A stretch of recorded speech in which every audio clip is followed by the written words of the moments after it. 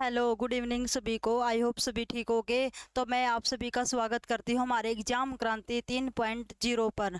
तो हमने कल पढ़ा था भाई कंडक्शन क्या होता है, कन्वेक्शन क्या होता है और रेडिएशन। तो हमने कल दो करवा दिए थे, कुछ लाइट की इशू के कारण हम ना आगे थर्ड पॉइंट हम करवा नहीं पाए थे। तो आज देखते हैं थर्ड पॉइंट क्या था।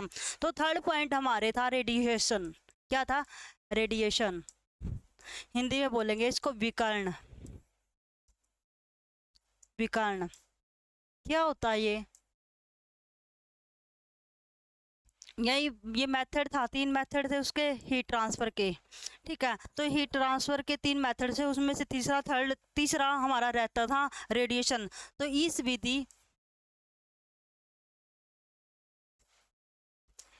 विधि में बिना माध्यम की आवश्यकता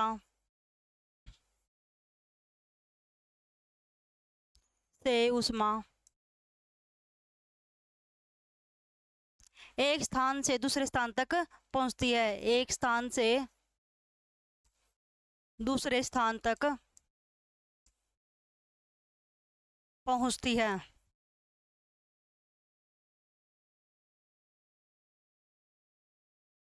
तो जो बिना माध्यम में यानी बिना किसी आवश्यकता के क्या है, उसमें एक स्थान से दूसरे स्थान तक पहुंचती है। जैसे सूर्य का प्रकाश होता है, जो हमारी पृथ्वी है, जो धरती है, उस पे क्या है, किसके द्वारा ये प्रकाश हमारी धरती पर पहुंचता है? विकिरण यानी रेडिएशन के द्वारा पहुंचता है। तो मान लो ये हो गया हमारे पास सूरज यानी सूर्य।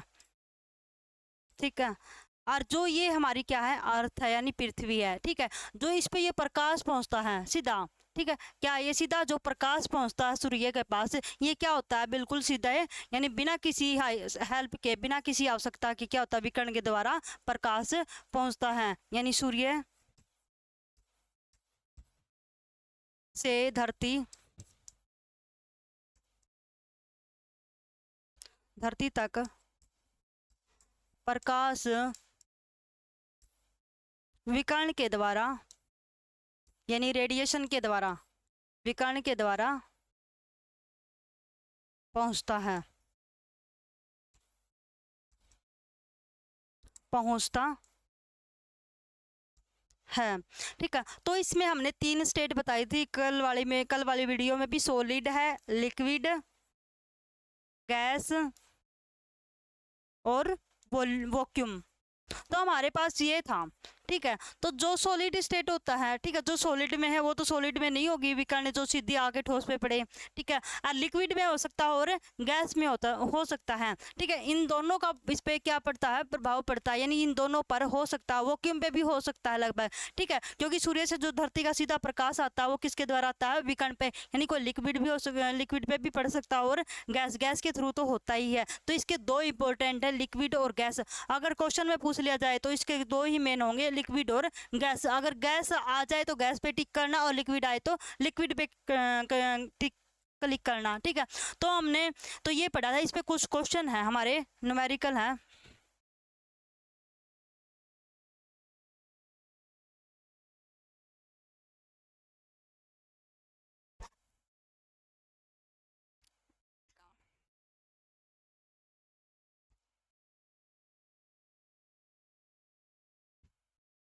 क्वेश्चन देखो, एक तो यही रहता होगा, पीछे वाली वीडियो में भी हो चुका होगा या नहीं। देखो, कोई भी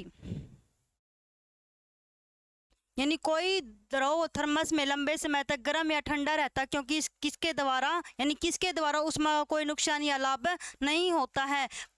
कंडक्शन यानी चालन के द्वारा, संवहन या विकिरण के द्वारा, बोथ ए और दो यानी दोनों ही, या नन ऑफ दीज।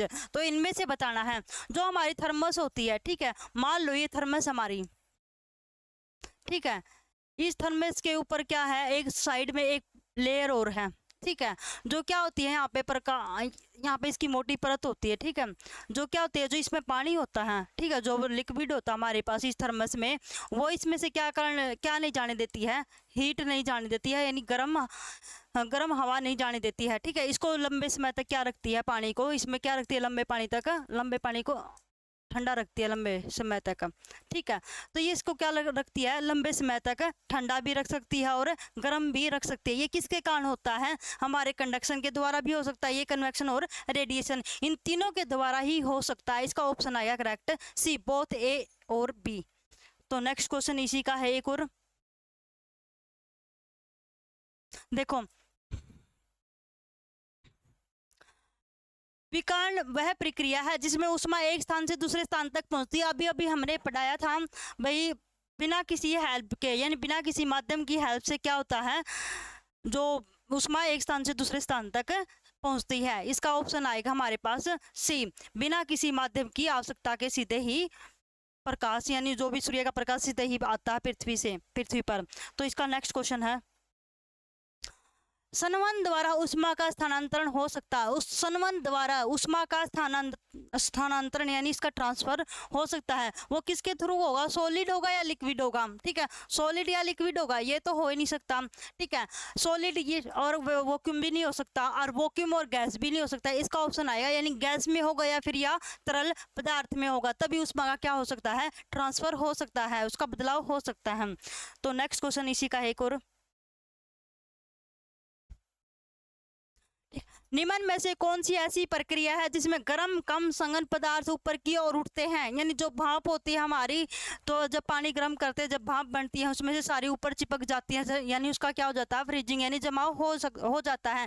जब हम बर्फ जमाते अगर बोतल रखते हैं पानी की बर्फ फ्रीजर में, ठीक है, तो उसमें क्या हो जाती है, पसीना ही पसीना हो जाता है, ठीक है, बोतल के चारों तरफ। तो क्या होता है, उससे जो भाप बन रही है, ठीक है, वो क्या हो रही है, तो जो भाप बन रही है और उसमें जो निकल रही है, आपने देखा बर्फ जमती है तो उसमें से क्या निकलती है, भाप, धुआं सा निकलता हुआ दिखाई देगा। तो उसमें क्या रहा, वाष्प का यानी वाष्प जम रही है, ठीक है। तो वो किसके द्वारा होता हमारे, या तो उन्हें ठंडे या अधिक संघन पदार्थों द्वारा प्रतिस्थापित, यानी वो ठंडा भी हो सकता है और ज्यादा गर्म करने पे भी हो सकती है। जो बर्फ यानी वाष्प बनती है, जो भाप में बनती है, यानी में क्या जाती है, ऊपर की तरफ जम जाती हैं। तो उसमें कौन सी विधि होती है, कन्वेक्शन होएगी, कंडक्शन, रेडिएशन और कंडेंसेशन। ये तो हो ही नहीं सकती, ना ये है ना ये है, तो इसका करेक्ट ऑप्शन होगा हमारे पास सी, कन्वेक्शन संवहन। और इसका एक क्वेश्चन हो रहता है शायद,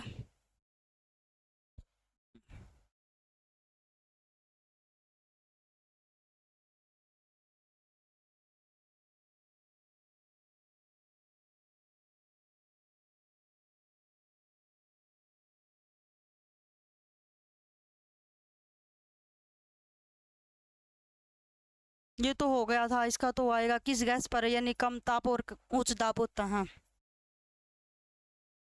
लास्ट का क्वेश्चन था एक। हाँ ये भी हो चुका है, स्थानांतरण वाला भी हो चुका है, ठीक है। ये सभी हो गए इसके क्वेश्चन, ठीक है। कल हम ट्रांसफर हीट के पढ़े थे तीन, कंडक्शन, कन्वेक्शन और रेडिएशन, तीनों कंप्लीट हो चुके हैं। और नेक्स्ट टॉपिक पढ़ते हैं हम। तो नेक्स्ट टॉपिक होता है हमारा यानी थर्मल एक्सपेंशन, इसी का है, क्या है, थर्मल एक्सपेंशन।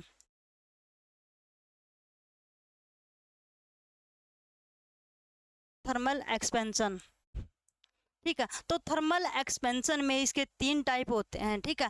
पहला होता है इसमें लीनियर एक्सपेंशन, दूसरा होता है एरियल एक्सपेंशन, थर्ड होता है वॉल्यूमेट्रिक एक्सपेंशन। तो हम तीनों को क्या करते हैं, एक्सप्लेन करके दिखाते हैं, ठीक है। तो फर्स्ट हमारे पास है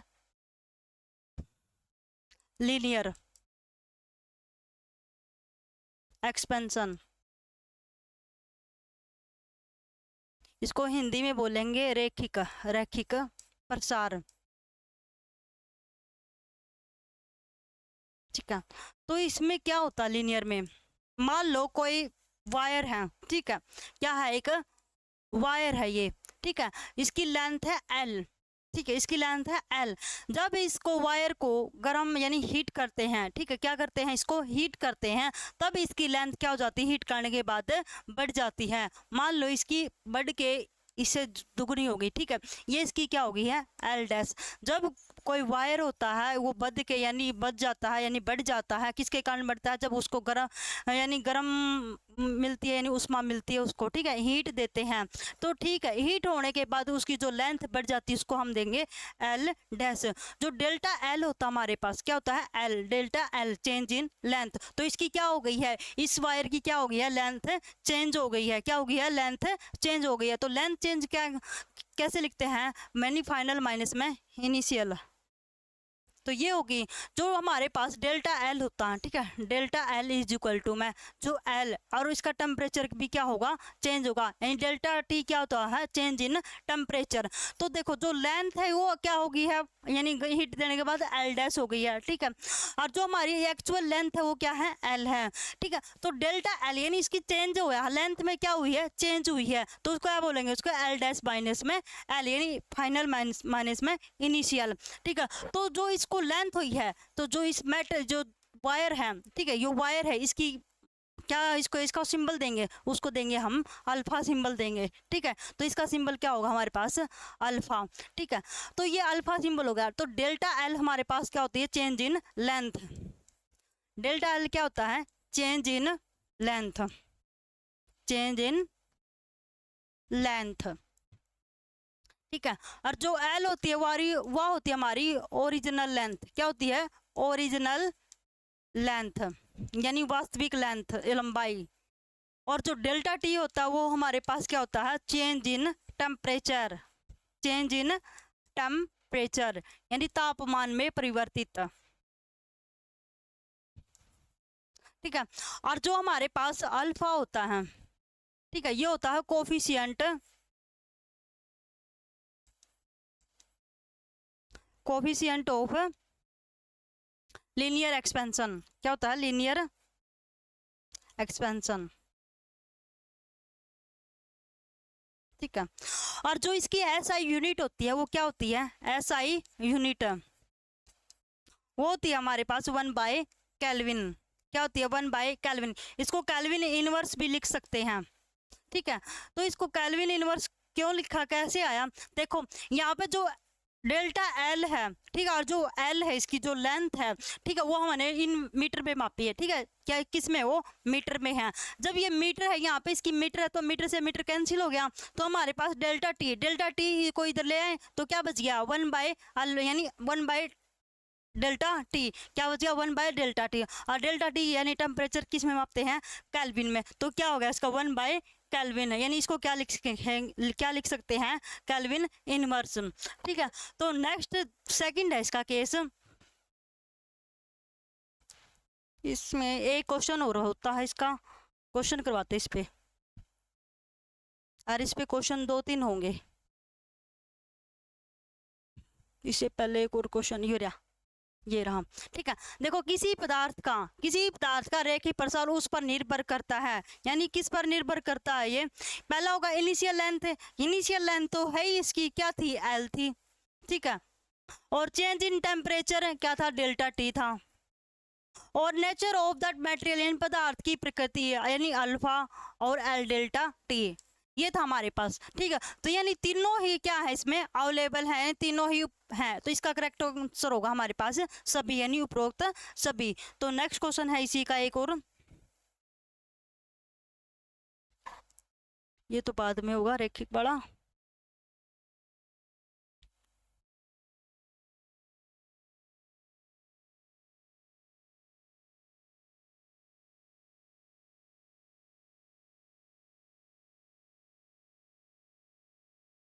चलो और तो फिर बाद में देखते हैं, ठीक है। तो इसका नेक्स्ट पढ़ते हैं। तो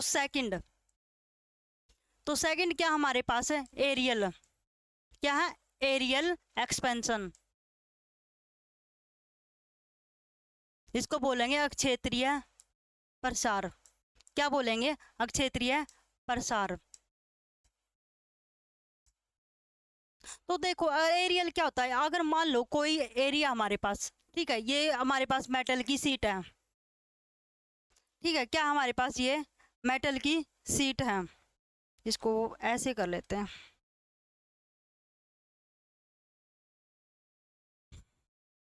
तो हमारे पास क्या है, ये मेटल की सीट है, ठीक है। तो ये हमारे पास मेटल की कोई सीट है, ठीक है। तो इस पे यानी क्या कर रहा है, इसका जो एरिया है, ठीक है, वो क्या है, इसका एरिया है, जो एरिया ये वाला इसका सीट का, ठीक है, ये इसका पूरा पार्ट है।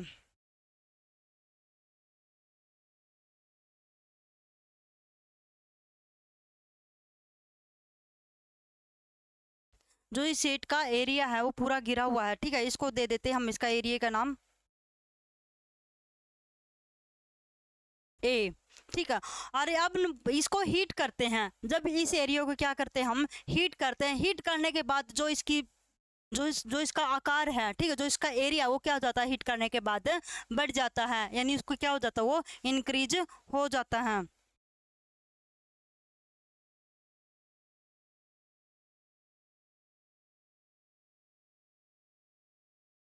क्या हो जाता है इसका जो एरिया बढ़ जाता है, ठीक है।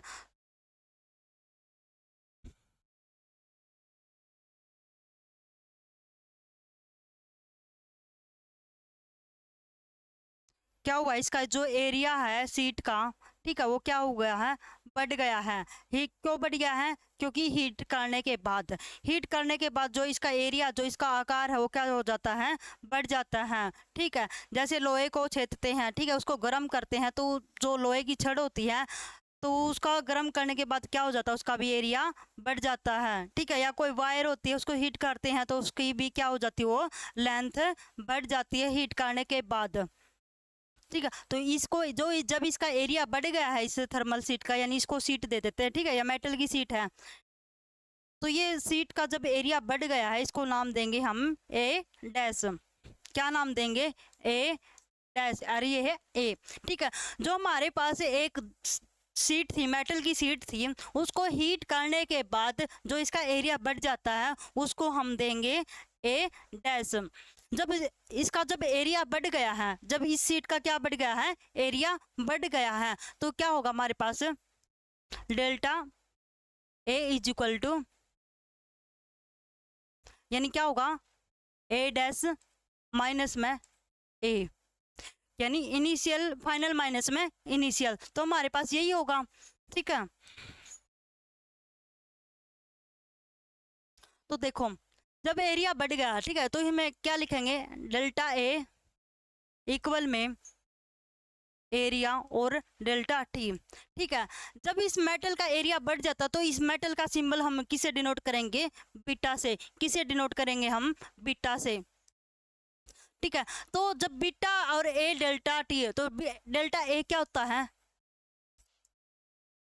चेंज इन एरिया, यानी जो पहले वाली सीट का है वो क्या हो गया, एरिया चेंज हो गया है, क्या हो गया है, चेंज हो गया है, चेंज इन एरिया, ठीक है, एरिया।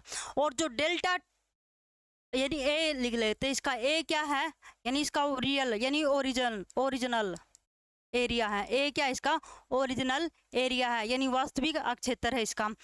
और जो डेल्टा टी है वो हमारे पास क्या है, चेंज इन टेम्परेचर, क्या है, चेंज इन टेम्परेचर, यानी तापमान में परिवर्तन। तो हमारे पास जो बीटा है, वो बीटा क्या है, यानी जो सीट है ना, जो मेटल की सीट है, ठीक है, उसका सिंबल है ये, ठीक है, कोई धातु का क्या है, ये सिंबल है, किससे डिनोट किया गया है, बीटा से। जो बीटा होता है वो क्या होता है हमारे पास, कोफिशिएंट ऑफ एरियल एक्सपेंशन,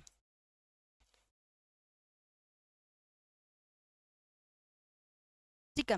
तो हमारे पास तीनों ही चीजें हैं, तो डेल्टा ए क्या होगा, चेंज इन एरिया, और ए होता है हमारा ओरिजिनल यानी वास्तविक एरिया, और जो डेल्टा टी है चेंज इन टेम्परेचर, बीटा क्या है, कोफिशिएंट ऑफ एरियल एक्सपेंशन। तो ये हो गया हमारे पास, ठीक है। और जो इसकी एसआई यूनिट होती है वो क्या होगी, एसआई यूनिट, वो हमारे पास क्या रहेगी, 1/केल्विन, क्या रहेगी, 1/केल्विन। इसको हम के इनवर्स भी लिख सकते हैं। ये कैसा हुआ, देखो, जब एरिया हम मीटर स्क्वायर में लिया है, जब एरिया क्या लिया है, मीटर स्क्वायर में लिया, तो यहाँ पे जो ए है ये किस में है, मीटर स्क्वायर में, यहाँ पे भी कितना है, मीटर स्क्वायर में, तो मीटर स्क्वायर से मीटर स्क्वायर क्या हो गया, कैंसिल हो गया। और जो beta is equal to delta T बचा, तो बीटा लेके आना नहीं, तो बीटा यानी इसकी धातु का, तो डेल्टा टी को उसके बारे में ले जाएंगे, तो 1/डेल्टा टी, और डेल्टा टी की क्या होती है, केल्विन, तो 1/केल्विन, इसको क्या लिख सकते हैं, केल्विन इनवर्स। इसका थर्ड पढ़ते हैं हम। थर्ड हमारे पास क्या, वॉल्यूमेट्रिक, वॉल्यूमेट्रिक एक्सपेंशन।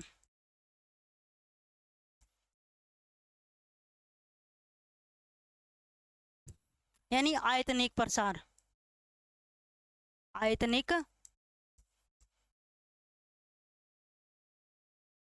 प्रसार, ठीक है।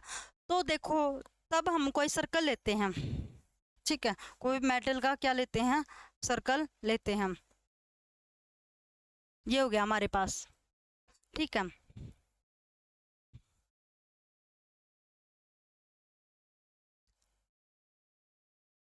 और ये पूरा क्या कर दिया है, इसका ये पूरा एरिया, यानी इसका वॉल्यूम, सॉरी वॉल्यूम, एरिया नहीं वॉल्यूम बोलेंगे क्योंकि वॉल्यूमेट्रिक कर रहे हैं हम, ठीक है। वो तो एरिया वाले को एरिया बोलेंगे और लेंथ वाले को सीधा ही बोलेंगे, सीधा सिंपल सा, ठीक है। तो ये हमारे पास कोई मेटल का हो गया है, ठीक है, मेटल की, तो ये हमारे मेटल का कोई सर्कल हो गया, ठीक है। जब भी इसको हीट करते हैं, क्या करते हैं, जब भी इसको हीट करते हैं तो इसका हीट करने के बाद जो इसका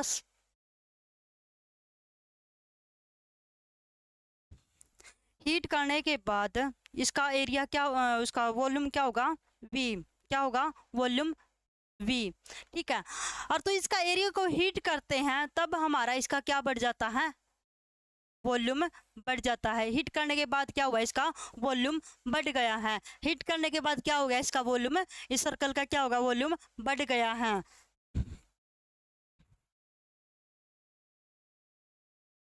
तो जो इसका सर्कल है वो क्या हो गया है, बढ़ गया है।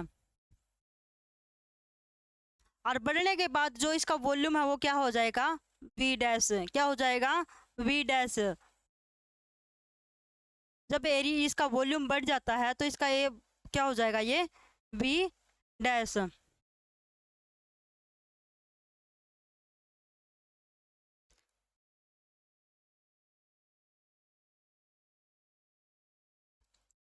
ये हो गया वी डैश, ये था हमारे पास वी, ठीक है।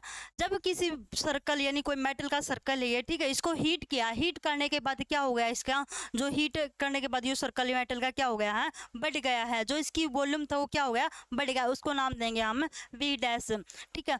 अगर मान लो कोई भी लोहे का है, ठीक है, तो लोहे का भी कुछ भी सर्कल ले लेते हैं, उसको गर्म करते हैं, ठीक है, उसको होल करने के बाद उसमें होल करते हैं, गर्म करने के बाद जब होल गर्म करते हैं, अगर उसमें कुछ मैंने कोई भी मान लो कोई भी उसमें कुछ सर्कुलर यानी सिलेंडर आकार का कुछ भी मेटल उसके अंदर डालते हैं, तो डालने उस होल में डालने के बाद जो ठंडी होने के बाद क्या हो जाती है, वो उसके साथ चिपक जाती है। तो चिपक जाने के बाद उसका जो वॉल्यूम होता है वो क्या हो जाता है, हमारे पास वी डैश हो जाता है। स्टार्टिंग में गर्म करते हैं तो उसका वो क्या जो शेप है वो वैसे की वैसे रहेगी, हीट करने के बाद थोड़ी देर के बाद वो क्या हो जाती है, ज़्यादा हीट देने के बाद वो क्या हो जाती है, उसका वॉल्यूम बढ़ जाता है, और वॉल्यूम बढ़ने के कारण उसका क्या हो जाता है, वी डैश बोलते हैं इसको, ठीक है। तो यहाँ पे डेल्टा वी होता है, तो डेल्टा वी को क्या लिखेंगे, वी डैश माइनस में वी, यानी फाइनल माइनस में इनिशियल, क्या बोलेंगे, फाइनल माइनस में इनिशियल।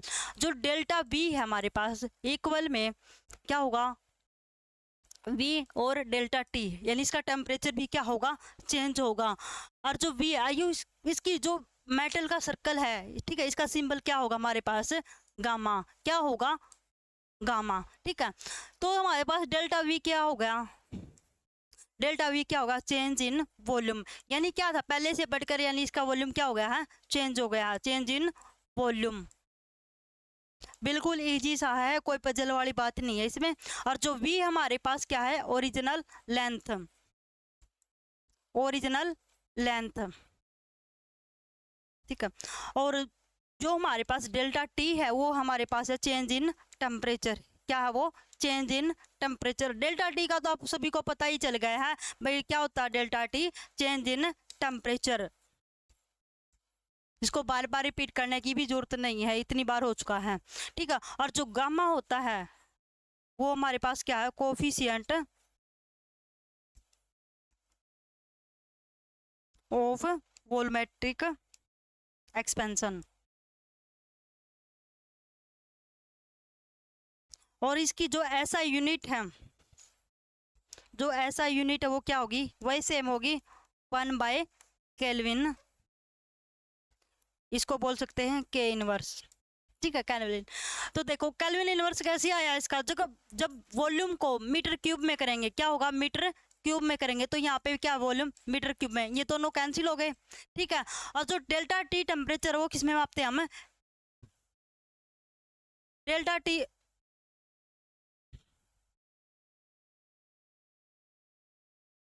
जो डेल्टा टी है हम उस को टेम्परेचर यानी केल्विन में मापते हैं। और तो गामा निकलेगा हमारा क्या होगा, 1/केल्विन। अरे इसको क्या लिख सकते हैं, केल्विन इनवर्स भी लिख सकते हैं। इस पे कुछ क्वेश्चन भी होगा।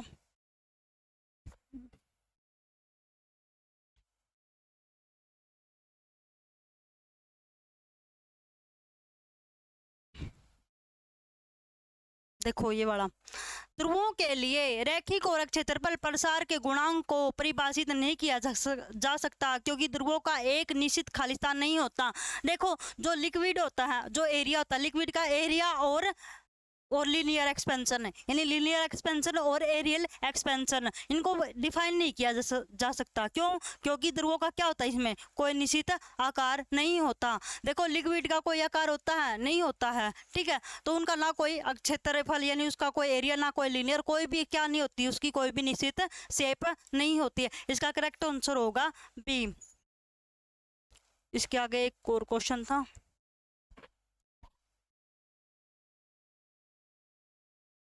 देखो एक तांबे के तार को मोड़ा जाता है, ठीक है, एक तांबे के तार को क्या कर दिया है, मोड़ दिया है, ठीक है। और मोड़ने के बाद जो इसकी क्या हो जाती है लेंथ, ये जो लेंथ वो बढ़ जाती है, यानी इसका आकार बढ़ जाता है, जैसा कि चित्र में दिखाया गया है, ठीक है।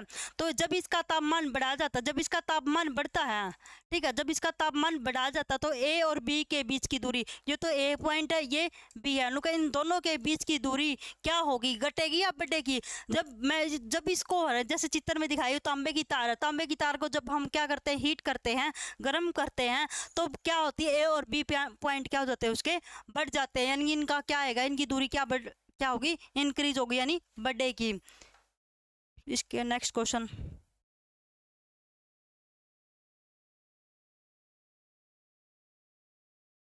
देखो मोटी यानी जब गर्म तरल एक मोटी कांच के गिलास में डाला जाता है तो यह टूट जाता है, क्योंकि कांच क्या होता है, एक ऊष्मा का एक बुरा चालक होता है, जिससे केवल भीतरी सतह ही फैलती है। इसका करेक्ट ऑप्शन होगा हमारे पास ए। अगर गिलास कोई कांच का, हम उसको जैसे उसमें गर्म पानी डालते हैं, क्या उसमें जब इस कांच के गिलास में क्या डालते हैं, गर्म पानी डालते हैं, तो इसमें गर्म पानी डालते हैं, तो जब इसमें क्या करते हैं, हॉट वाटर डालते हैं, तो हॉट वाटर डालने के बाद क्या हो जाता है, कई बार कांच का गिलास टूट जाता है, कई बार क्या होता है, कांच का गिलास टूट जाता है। इसका कोई यानी उष्मा का कोई एक बुरा चालक होता है ये, ठीक है, तो जिसमें केवल इसकी भीतरी सतह पर फैलता है। तो इसका करेक्ट ऑप्शन होगा हमारा ए। का एक क्वेश्चन और होगा,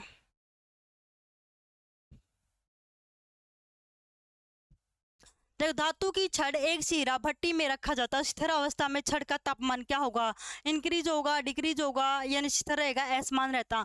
अगर जब धातु की छड़ लेते हैं, हम क्या लेते हैं, एक धातु की छड़ ले ली, ठीक है, इसको क्या किया हमने, हीट किया, क्या किया, इसको हीट किया। हीट करने के बाद क्या हो जाता है, जब यहाँ पे इसका जो एरिया होता है, ये कितना 100 डिग्री सेल्सियस पे क्या किया, इसको गर्म कर दिया है। कितने डिग्री पर ये गर्म हो रहा है, 100 डिग्री सेल्सियस पर होता। जब ये छड़ है ना, जब यहाँ से क्या हो रही है, ये गर्म हो रही है 100 डिग्री सेल्सियस पे, तो आगे से कम होगी, ठीक है, यहाँ पे मान लो 70 होगी, और यहाँ पे फिर होगा 60, फिर 35, ऐसे ऐसे चलते, तो इसका क्या होता है, टेम्परेचर सेम नहीं रहता ना, यहाँ पे होगा 25 डिग्री सेल्सियस। तो यहाँ तक जाते जाते इसका क्या है, टेम्परेचर क्या हो रहा है, कम होता जा रहा है। तो इसका यानी जो इस अवस्था, इस छड़ की जो स्थिर अवस्था यानी उसका क्या, छड़ का तापमान क्या रहेगा, असमान रहेगा। तो इसका करेक्ट ऑप्शन होगा हमारे पास डी, यानी इसका टेम्परेचर एक जगह स्थिर नहीं रह सकता, क्योंकि इसका टेम्परेचर क्या है, जगह जगह क्या होता है, बदलता रहता है, यानी इसका टेम्परेचर सेम नहीं होगा। तो इसका ऑप्शन होगा असमान रहता है। तो इसके क्वेश्चन हो गए सारे।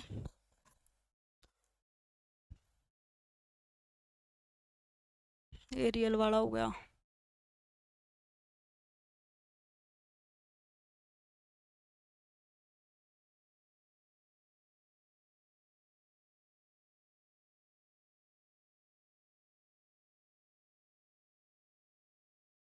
चलो ये क्वेश्चन करते हैं, ठीक है। देखो 1 किलोमीटर लंबी स्टील की छड़ के तापमान में 50 डिग्री सेल्सियस की क्या है, वृद्धि की गई है, यानी उसका तापमान 50 डिग्री सेल्सियस क्या हो गया है, बढ़ गया है, इंक्रीज हो गया है। तो इसकी लंबाई कितनी बढ़ेगी, यानी मीटर में बतानी है। तो स्टील की कार्यरैखिक प्रसार गुणांक, यानी जो इसका लीनियर एक्सपेंशन है वो कितना है, 1.2 इंटू 10⁻⁵ यानी केल्विन इनवर्स है, ठीक है। तो इसका ऑप्शन बताना है, 0.24 होगा, 0.06 होगा, 0.6 या 0.0024, यानी जो लंबी है छड़ है, ठीक है, जो एक छड़ है, ठीक है, ये किसकी है, हमारी स्टील की छड़ है। और जो इसकी लेंथ है, वो कितनी है, 1 किलोमीटर, किलोमीटर में है, हमने क्या बनाने पड़ेंगे इसके मीटर, तो कितना हो जाएगा, 1000 मीटर, ठीक है। तो आगे देखा, जो इसका टेम्परेचर है वो कितने डिग्री सेल्सियस है, जो इसका डेल्टा टी है वो कितने है, 50 डिग्री सेल्सियस है, कितना, वो 50 डिग्री सेल्सियस है। तो 50 डिग्री सेल्सियस को हम किस में करते हैं, केल्विन में, यानी कितना होता है इसका टेम्परेचर, 50 केल्विन, क्योंकि जो डिग्री सेल्सियस वो किसके बराबर होता है, केल्विन के बराबर होता है, ठीक है। तो इसकी लंबाई कितनी होगी, तो इसकी लंबाई बतानी है, तो लंबाई निकाल लेंगे हम, ठीक है। तो इसने बोला इसका रैखिक गुणांक, यानी इसका अल्फा कितना हमारे पास है, 1.2 इंटू 10⁻⁵ केल्विन इनवर्स। तो हमारे पास फॉर्मूला क्या था, delta T equal to alpha, sorry यहाँ पे एल आएगा क्योंकि हम लेंथ निकाल रहे हैं ना,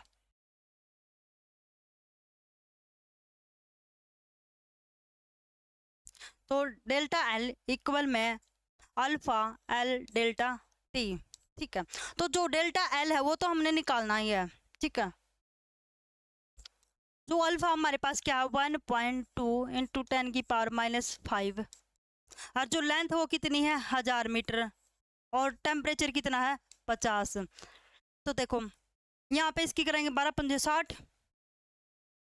एक जीरो वो, एक यहाँ से पॉइंट है, पॉइंट तो कट जाएगा, इंटू 10⁻⁵ और मल्टीप्लाई में 1000।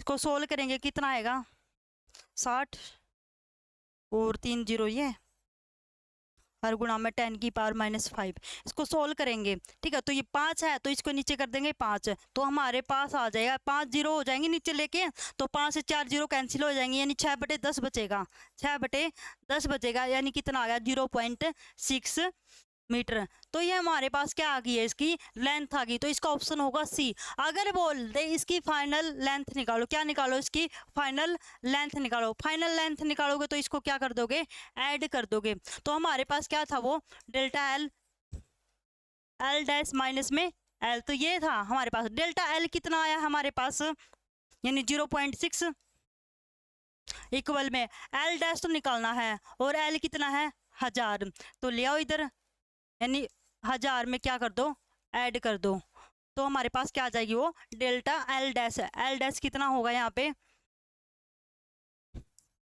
कर दो ऐड,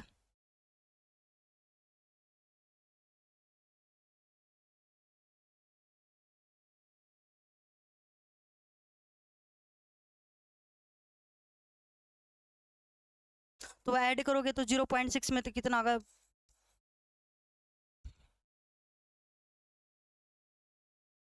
तो हमारे पास ये क्या आ जाएगी, इसकी फाइनल लेंथ, सीधा क्या कर दो इसको फाइनल लेंथ में, यानी उसकी एक्चुअल लेंथ में क्या कर दो, जोड़ दो। ठीक है, तो इसी पे एक क्वेश्चन और करवाती हूँ मैं। ठीक है, मान लो कोई छड़ है, ठीक है, ये है मेटल की, जो इसकी लेंथ है वो कितनी दे रखी, 1.2 मीटर, ठीक है, किलोमीटर दे रखी है। ठीक है, और जो इसका टेम्परेचर है मान लो वो कितना है, 100 डिग्री सेल्सियस है। ठीक है, तो हमने इसकी फाइनल लेंथ निकालनी, क्या निकालनी, इसकी फाइनल लेंथ निकालनी। इससे पहले हमें क्या चाहिएगा, डेल्टा एल, तो पहले हम डेल्टा एल ही निकालेंगे। ठीक है, और जो हमारे पास अल्फा है वो कितना है, 2.4 इंटू 10⁻⁻4 केल्विन इनवर्स है। ठीक है, ये मैं अपनी तरफ से क्वेश्चन करा रही हूँ आपको। ठीक है, देखो अल्फा तो है 2.4 इंटू 10⁻⁻4, यानी इसका क्या है, ये कोफिशिएंट ऑफ लीनियर एक्सपेंशन है। ठीक है, और जो लेंथ है वो इसकी वायर की कितनी है, 1.2 किलोमीटर है, और जो डेल्टा टी टेम्परेचर माना हमने इसका 100 डिग्री सेल्सियस। तो इसकी एक्चुअल और यानी फाइनल लेंथ बतानी है, तो पहले निकालेंगे। देखो, तो हमारे पास डेल्टा एल कितना है, डेल्टा एल तो निकालना है हमने। ठीक है, और जो अल्फा वो कितना है, 2.4 इंटू 10⁻⁻4, यानी 10⁻⁻4, और गुणा में टेम्परेचर कितना हमारे पास, 100 डिग्री सेल्सियस, और जो इसकी लेंथ है वो कितनी है, 1.2 मीटर में कन्वर्ट कर दो इसको। तो मीटर में कन्वर्ट करोगे 1000 से क्या कर दोगे, गुणा, तो 1000 से गुणा करोगे तो कितना आएगा, यानी 1200 मीटर आ गया। कर दो हम मल्टीप्लाई, बिल्कुल सिंपल सा क्वेश्चन है, आसानी से सोल्व हो जाए। पॉइंट हटा दो यहाँ से, एक जीरो से एक जीरो कैंसिल होगी, यहाँ पे केल्विन लोगे क्योंकि डिग्री सेल्सियस है ना, तो डिग्री सेल्सियस मैंने बताया था कि के बराबर यानी केल्विन के बराबर होती है। ठीक है, ये बात ध्यान में रखना। तो देखो 24 की और 12 की गुणा करोगे कितना आएगा, 4 दूनी 8, 2 दूनी 4, 2 4 2, 288, 288, एक जीरो ये, 2 जीरो ये, और इंटू में 10⁻⁻4, तो यहाँ पे 3 जीरो, यहाँ पे इसको 3 लेके आएंगे। ठीक है, तो कितना बचेगा, 288 बटे में 10, यानी कितना आ गया, 28.8 मीटर आ गया ये। ठीक है, अगर मैं बोलूँ इसकी फाइनल लेंथ निकालो, यानी इसकी फाइनल लेंथ निकालो, तो क्या कर दोगे, जो एक्चुअल लेंथ है उसमें क्या कर दोगे, इसको ऐड कर दोगे, यानी 1200 प्लस में 28.8, तो कर दो ऐड,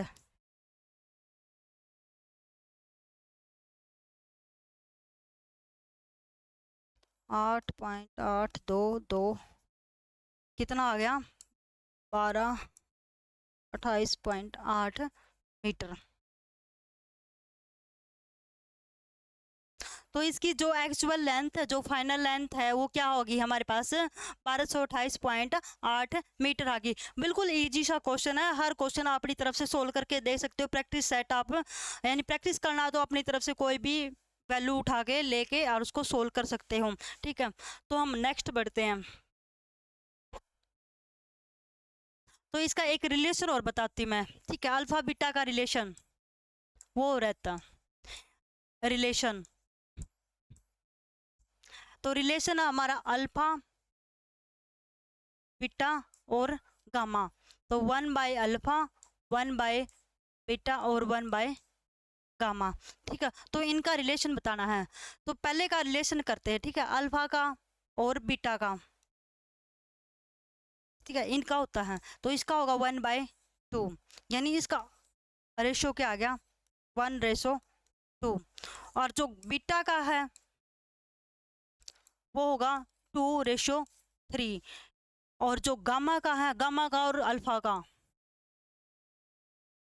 होगा 3:2, या इसको ऐसे भी लिख दो गामा, यानी कितना होगा 1 है, तो 1:3। ठीक है, ये होगा इसका रिलेशन।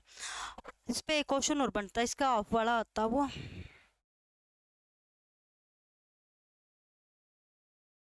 हाँ इसका ज्यादातर यही मिलेगा आपको, ऑप्शन में भी ये नहीं मिलेगा। इसका एक क्वेश्चन और है,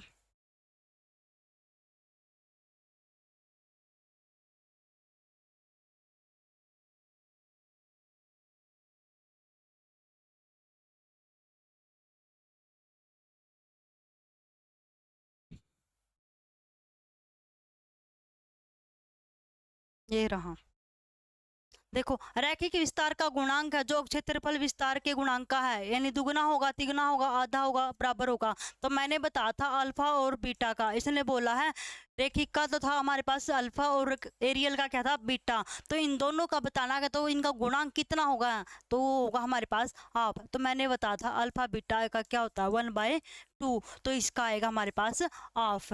ठीक है,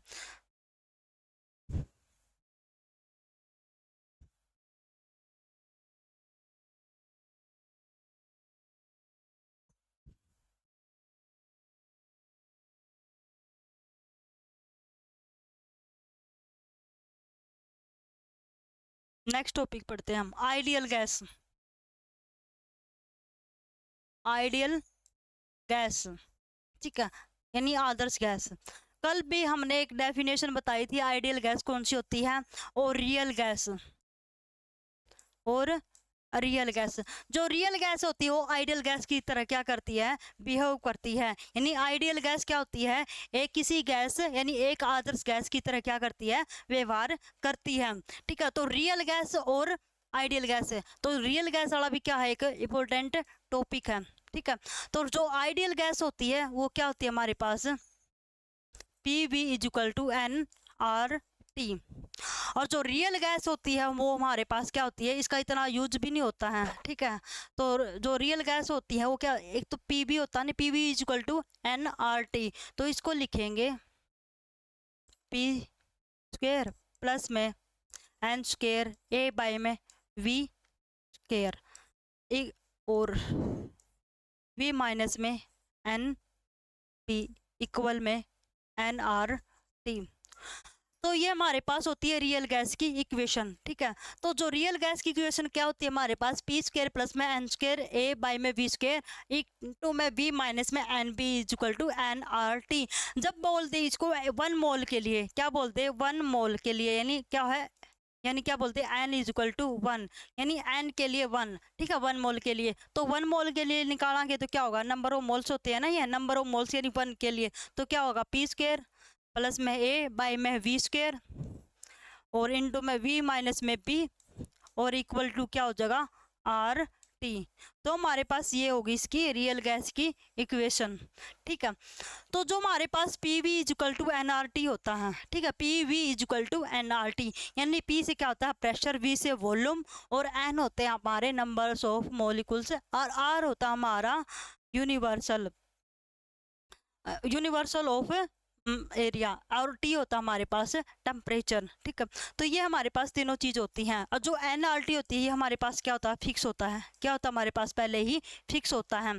तो हमने पढ़ा था 1 मोल के लिए, ठीक है, 1 मोल किसके बराबर होता है 6.023, यानी 6.023 इंटू 10 की पावर कितना होता है 23 मोल एटम्स, सॉरी,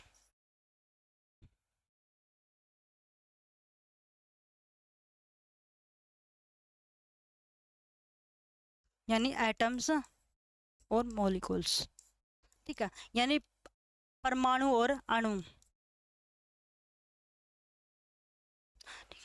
तब 1 मोल गैस के लिए तो कितने चाहिए, क्या वैल्यू होती है उसकी 6.023 इंटू 10 की पावर 23, यानी 23, यानी 1 मोल गैस के लिए कितने कितने परमाणु अणु की जरूरत होती है 6.023 इंटू यानी 10 की पावर 23। तो इसको हम एवोगैड्रो नंबर भी बोलेंगे, क्या बोलेंगे एवोगैड्रो, एवोगैड्रो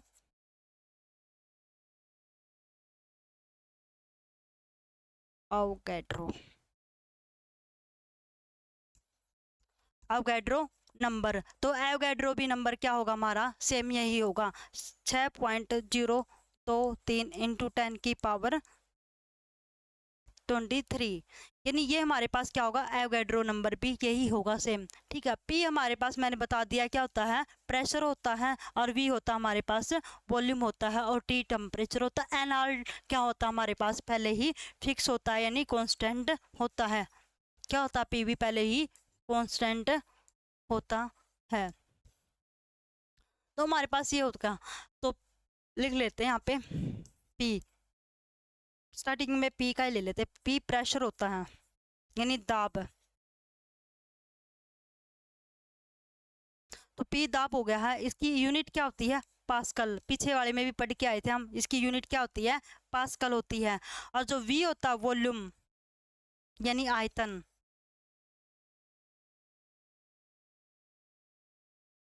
ठीक है, ये होता है मीटर क्यूब में।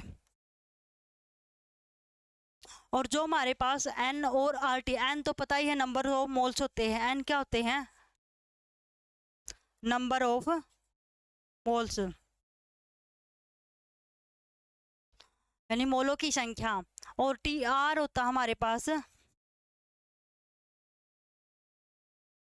यूनिवर्सल।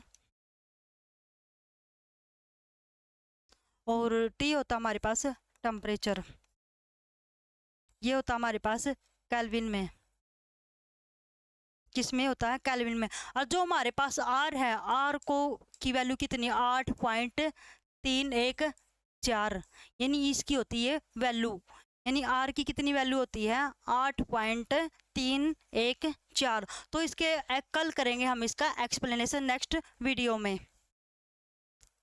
तब तक के लिए सभी को थैंक यू। हमारे चैनल को लाइक शेयर ज़रूर करें।